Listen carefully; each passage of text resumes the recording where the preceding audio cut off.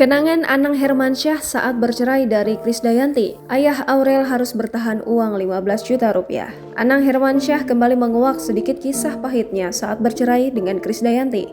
Salah satunya mengenai Anang Hermansyah yang harus bertahan hidup dengan jumlah uang sedikit. Hal ini pun dibenarkan oleh Anang.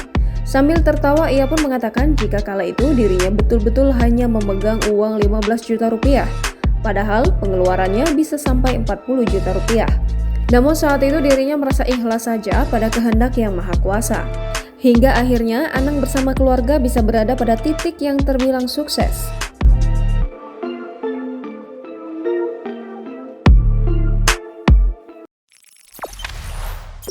Jangan lupa subscribe, share, komen, dan like ya!